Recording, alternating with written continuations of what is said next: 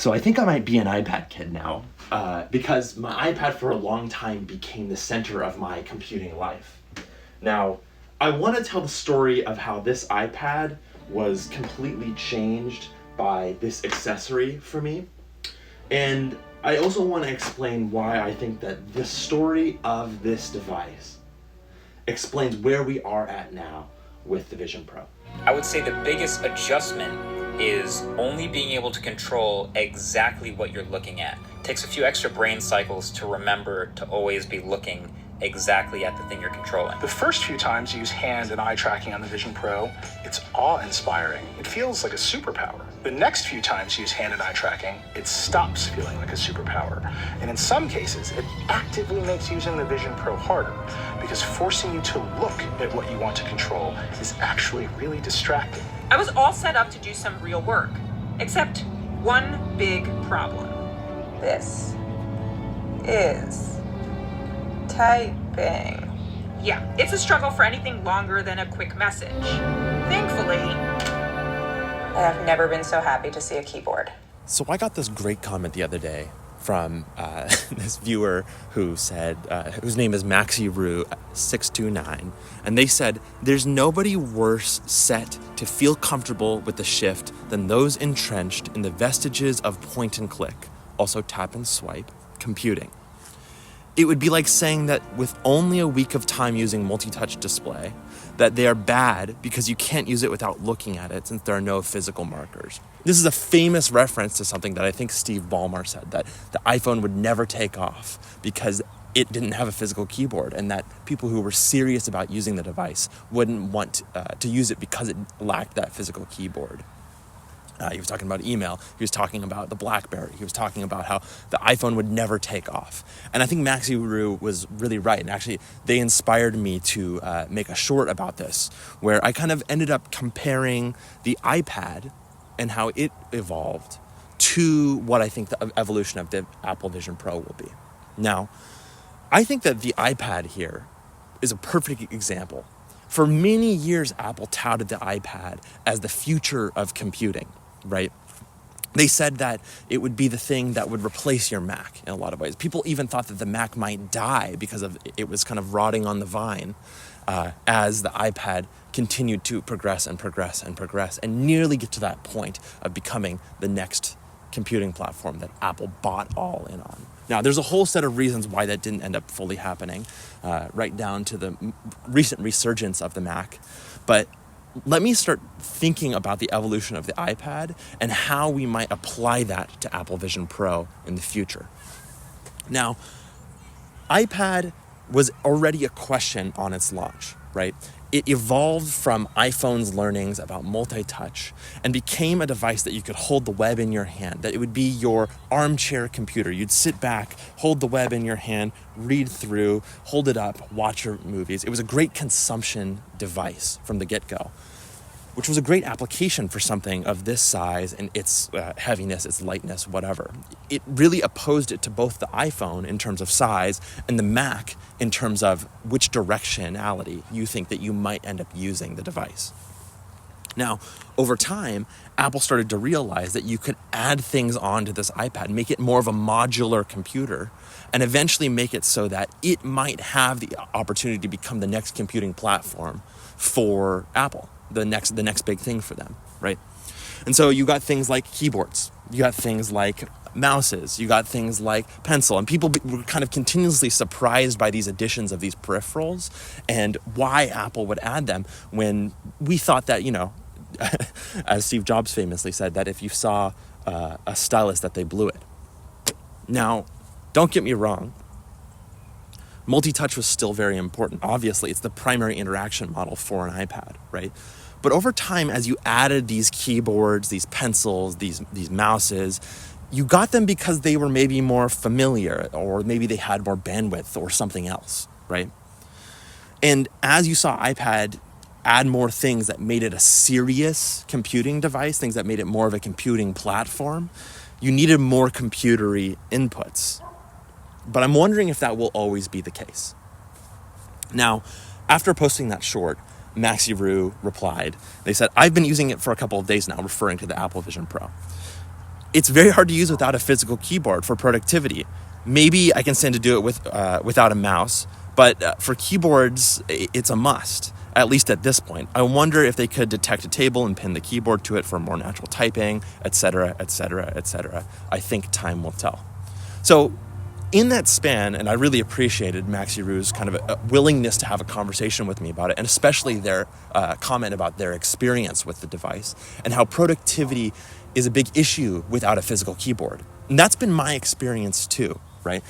As soon as I wanted to start using my iPad as a serious computer, I needed a physical keyboard, right? Now, to answer that original question, whether a physical keyboard will be necessary for this device, I wanted to go back a little bit. Let's go back, look at the history here. Now, in early 2013, before Facebook bought his company, before he became a notable Republican Party donor, before he created a weapons technology company, Palmer Luckey was in the middle of creating Oculus. He was in the middle of founding Oculus. And there was this panel at South by Southwest where Luckey sat with 4 other white men, famous game designers and hardware designers, and he wanted to start talking about the future of virtual reality with these people. We really need new interfaces for this, and things that can track your hands. And you said we're going to need, hands are going to be the interface. So man, thanks for putting a lot of pressure on it. I mean, You'll figure it out. But it's absolutely true. Virtual reality, you don't want to be using a gamepad. You don't want to be using a traditional interface like a keyboard and mouse. I mean, I'm a keyboard and mouse fan over gamepad, hands down. But a keyboard and a mouse, they're superhuman interfaces. They do things you could never do in real life. So when you try to make the most realistic experience possible, it doesn't make sense to be using an interface like a gamepad that cripples you or a mouse that gives you superhuman abilities. There's going to need to be some kind of unified control scheme for virtual reality that can do 3D tracking of the position of your hands and of your hands so that you can interact in that way. And that's something that would be very cool. Luckey's point was that the conventional wisdom that our computers are supposed to help us move faster and faster and faster is actually maybe the wrong idea and is something that's an outdated thought that maybe stopped with the Mac. Let me explain. Keyboards are what computers, kind of personal computers, began with, right? And keyboards are something that let us go faster and faster and faster. And that is what Luckey called that superhuman interface. It was something that let us move beyond what the natural human abilities might be because we've trained with this device, and it allows us to move at this pace that otherwise would not have been possible with a pencil, or with our fingers, or with our hands, or with our eyes, or voice even in that case, right? Lets you almost move at the speed of thought. I have this story of when I was in kindergarten, and my teacher said, this kid Austin, he just struggles with writing because it's like his brain is moving faster than his hand. And I think that's the case, is that the reason I kind of was drawn to the keyboard or drawn to the computer is because it let me move at that superhuman pace. It let me move at a pace that felt natural and put me in a flow state. Lowered the friction in some ways because I spent the time to learn it. When we added a mouse to the computer with the Mac, we actually found that it merely augmented the keyboard. It wasn't an input device on its own. It was more intuitive, but actually it, in conjunction with the keyboard, allowed you to move faster than the keyboard itself. So that combination together, these specialized devices to control this screen in front of you, this window into Alice's Wonderland, as we've put it so many times, that is what made it compelling. That's what made it a superhuman interface. But that was the last time, really, in a computing platform that we moved faster and faster and faster. Ever since then, we've kind of gotten slower and slower and slower. And I don't mean the processors on the device. I don't mean the modems. I don't mean any of the guts of the device. I mean our method as humans of interacting with them. So let's take the iPhone as an example, right? If Apple found that the combination of keyboard and mouse was actually faster than keyboard alone, when iPhone launched, iPhone peeled away that superhuman interface to use something more natural to us, right? Our fingers, multitouch, right? Something that's mushier, something that's more organic, something that's slower. they traded off that superhuman interface for an interface that was more human-centered in a lot of ways. And with that, they got rid of the speed and I guess the power in some ways in exchange for intuitiveness and even portability in this case, right? People made fun of the iPhone for this, right? Again, I'll remind you, Steve Ballmer made fun of the iPhone for not having a physical keyboard because guess what? These smartphones were supposed to be email machines, right? You're supposed to be able to peck away while you're on the go. And yes, that was really important, right? But that wasn't the thing that sold the iPhone. It was all the other things that you could do with your fingers, viewing your photos, calling your friends, browsing the web, right? Things that were converted into a natural touch interface. And yes, the keyboard was hugely important for that, but it wasn't a full-size keyboard. It was just good enough for your phone. And of course, iPad comes around, right? Learns the lessons from the iPhone. And people made fun of it at the time for just being a big iPhone for all the same reasons. It was too big to have the appeal of a phone, but too toy-like to have the power of a computer. Everybody uses a laptop and or a smartphone. And the question has arisen lately, is there room for a third category of device in the middle? Something that's between a laptop and a smartphone. And of course, we've pondered this question for years as well. The bar is pretty high. In order to really create a new category of devices, those devices are going to have to be far better at doing some key tasks. They're going to have to be far better at doing some really important things. Better than the laptop, better than the smartphone. What kind of tasks? Well, things like browsing the web. That's a pretty tall order. Something that's better at browsing the web than a laptop? Okay. Doing email. Enjoying and sharing photographs. Video. Watching videos. Enjoying your music collection. Playing games. Reading ebooks. If there's going to be a third category of device, it's going to have to be better at these kinds of tasks than a laptop or a smartphone. Otherwise, it has no reason for being. So that was the mandate that was set out for the iPad.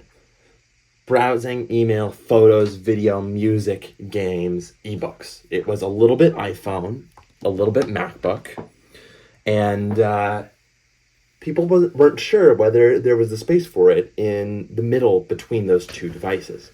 Now, I would argue that the iPad's position between the iPhone and the Mac was not a crippling issue, but it was a position of power. Now, I say that because it had the portability of the phone while having the power of the Mac eventually. It was practically begging to become this more powerful device because it had that bigger screen. Now, a few years later, in December 2013, I asked for an iPad mini, and I got it for Christmas. This was in, I think, my junior year of high school. I really wanted to use it to take notes. So at this point, it was kind of a hack to use an iPad for note-taking and for this productivity thing. Now, people used it, don't get me wrong. They used it for email, they used it for calendar. But to write notes, it was a little bit of a stretch. There was no Apple Pencil. There was no, real official attachable keyboard at the time. The iPad mini definitely was not meant for input. But I was a kid at the time, and I was willing to kind of work around those jagged edges in order to do things like take notes in my AP Calculus class, or highlight rhetorical terms for my AP Lang class, or even think about my graduation requirements for my advisory section. But pretty quickly after this, we came to 2015. And this is the year that I think the iPad became the iPad. I think that this was the year that it really began to be a computer that Apple took seriously, starting with the iPad getting multitasking at WWDC. And later in that year, a huge announcement, which was the iPad Pro. Today, we have the biggest news in iPad since the iPad. Now, the iPad Pro was a natural evolution of iPad. It took the core ideas of iPad and turned it into a device that they thought allowed the iPad to take on new levels of applications. But because we're enabling applications not possible before in an iPad, sometimes you like the convenience of a physical keyboard. So we're very excited to tell you about a brand new accessory just for iPad Pro. It's called the Smart Keyboard. So we're so happy to introduce to you another brand new accessory specifically for iPad Pro. It looks like this. In April 2016, I bought an iPad Pro, and I remember feeling guilty about spending so much money on a device when I needed to be saving money. But this was kind of like my ultimate college computing device. I was just convinced that it would be something that would be useful to me. I took almost all my handwritten notes on it. I read all of my digital readings on it, and I used it as a way to keep up with my calendar and my to-do lists. My experience as a college student with the iPad Pro and Apple Pencil were kind of the final form of what I was gunning for in that original high school experience when I was taking janky notes on my iPad mini and that third-party stylus. But the most surprising thing to me was how the Magic Keyboard had changed my use of the iPad. Whereas Multitouch and the Pencil were kind of these human-centered input devices, almost like comically natural to use with your meaty fingers and like a pencil that I'd learned to use since kindergarten, right? The keyboard began the trajectory of turning my iPad into my primary computer. Now, in the classes where I was allowed to take typed notes, I found myself religiously kind of pecking away at Evernote. In email sessions, I always kind of propped up my iPad to type away. I even found myself writing multiple page essays on Google Docs on the thing, something that I would have previously reserved for my MacBook, sorry.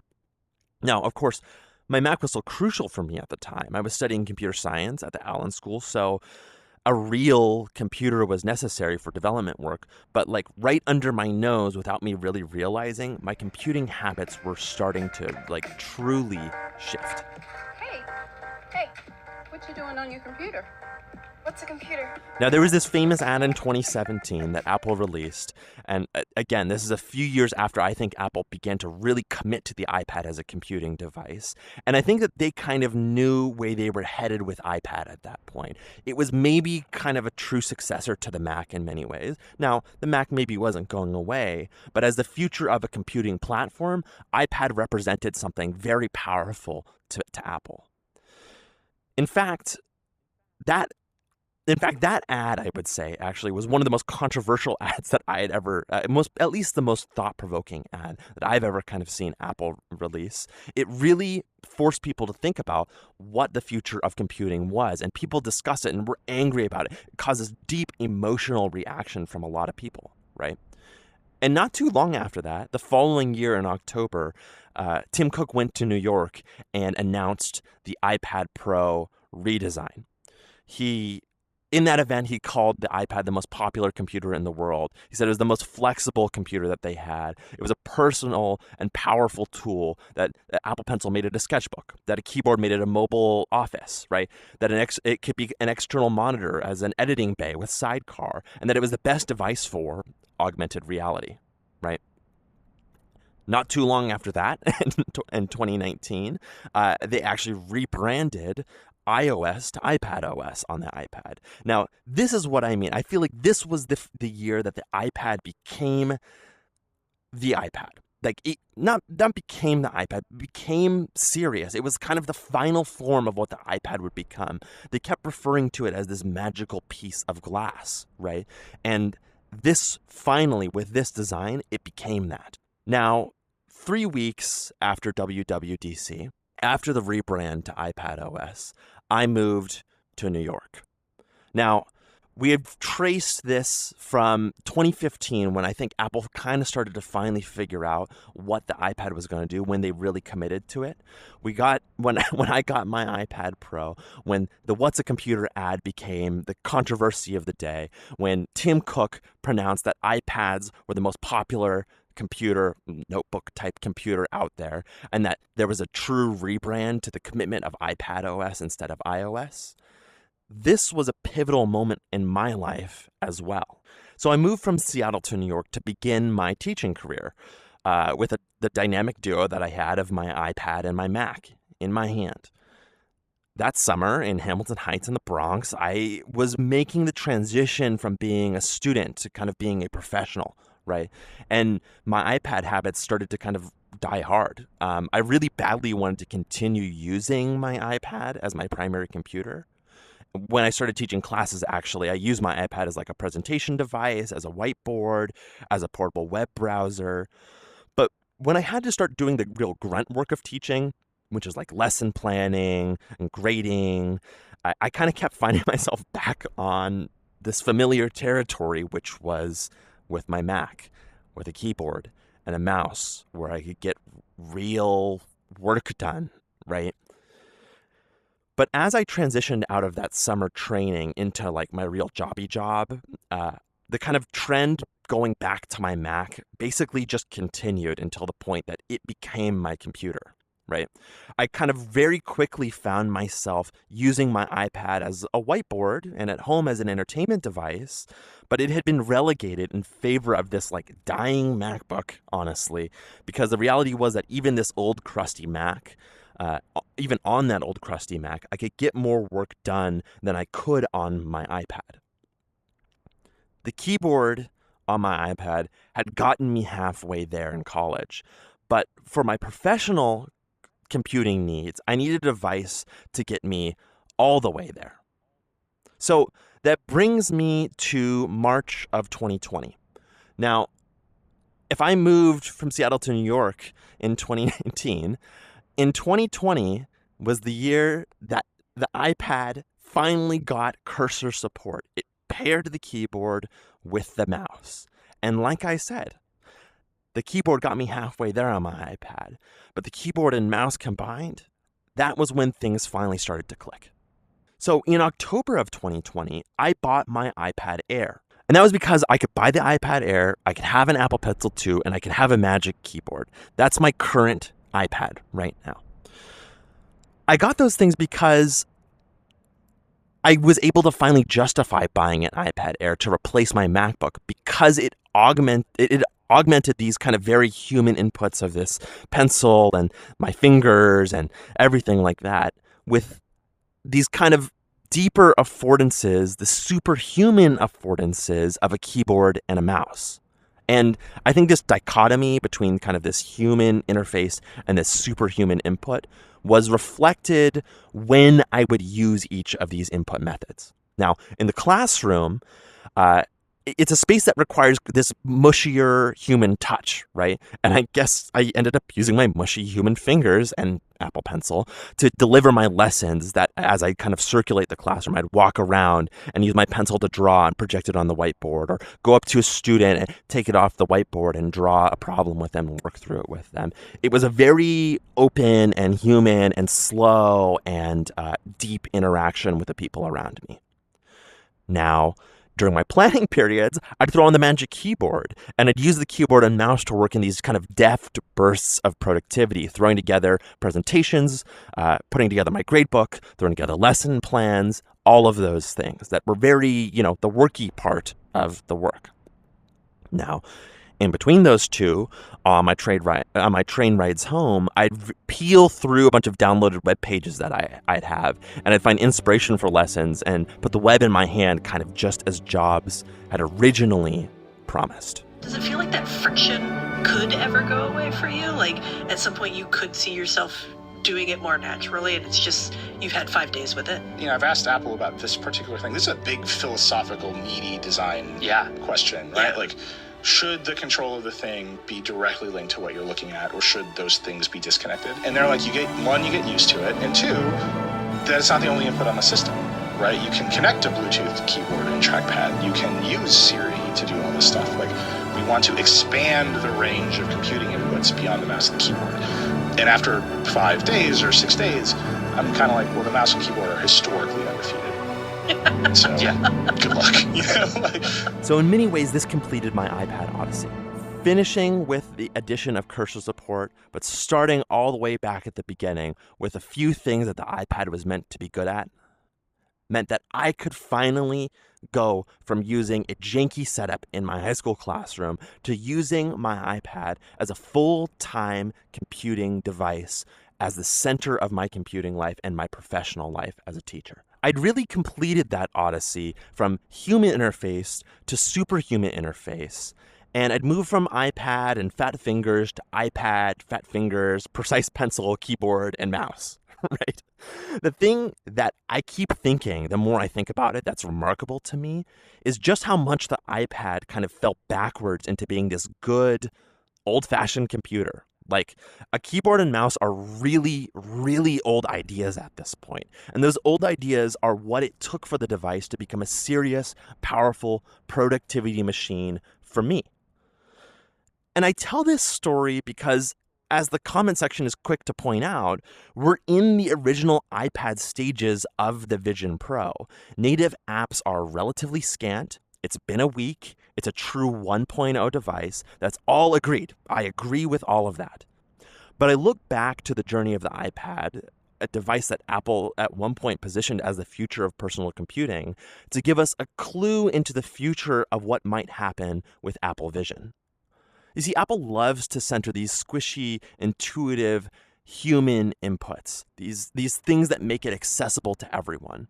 But more often than not, as you get more and more and more pro or more serious with the device, you need these superhuman inputs to get the work done that you're used to. And what are we doing with our hands? So what do you think about the hand gestures and lack of haptics? And where do you think haptics are going to go? Well, it's no secret that I'm a big fan of VR input. I think that's probably one of the things I would have done differently than Apple. On the other hand, they have a plan for VR input that goes beyond just the finger inputs. I think they're taking a focused marketing approach, but I think they have a broader vision for the future than everything just being eyes and fingers. So I'm a big fan of haptic input. I'm a big fan of haptic props. I'm a big fan of especially finger-held tools that allow you to do high-precision interactions that you simply cannot do with your eyes or with the binary inputs of touching fingers. But do we have a lot of room to grow there? There's a ton of room to grow, a lot of room to grow, a lot of room to specialize. What I like to use as an analogy is the keyboard. Looking at things and touching your fingers, that's a human interface. But a keyboard is a superhuman interface. It allows you to do things faster and better than you could do them with your voice, than you could do it even with your eyes. And a mouse is also, to some degree, a superhuman interface. These are things that require a lot of training to use. They're not natural. Like, keyboards are not natural. You'd probably agree. Especially the QWERTY. They take a long time to learn, but the QWERTY, that's a whole separate mess. Let's pretend that the keyboard hadn't been crippled by QWERTY. It'd be even better for everybody. I think you're going to see similar devices for AR and VR in the future. Devices where they are specialized, where they require training, where there's a high skill ceiling, but they allow you for beyond human, superhuman levels of input and output. They're not going to be used by everybody. They're not going to be used all the time, but they are going to be used for dedicated, specialized use cases like gaming, like productivity, like CAD modeling, like military combat. And so I'm still very excited about the future of haptics. I don't think that tapping your fingers together is the end game. I want you to remember what Luckey was saying 10 years ago when VR was still fledgling in the consumer space, right? That it didn't make sense to give yourself superhuman abilities in devices like the one that Oculus was making. But even Luckey has come around to that idea that superhuman interfaces are necessary for headsets to become a serious computing platform.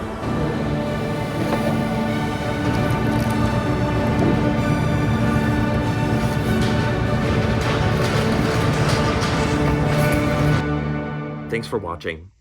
Thanks Maxi Rue for the great comment. This was a big experiment, this one, to kind of blend wearing this and planning things and trying different locations. It was a little different than usual. The reason I stick around here a little bit later than I usually do at the end is because we're very close to getting to 500 subscribers. I would love to get there. I'm trying to figure out ways that I want to sort of mindfully monetize this channel, but it takes at least 500 subs to get there. So if you haven't already, go ahead and, hit the subscribe button. This is the first time I've asked for it. Let's get past that. And, I love responding to those comments. I love the way that the community has shown up and been very mindful, and I've gotten great essays in the comments, and I love responding with shorts and being inspired by the topics you all bring up. So let me know if you have any questions about the device. I'd love to address them. Send me your thoughts in the comments, and again, don't forget to subscribe. Thanks again, and we'll see you around as we keep testing things out. Appreciate it.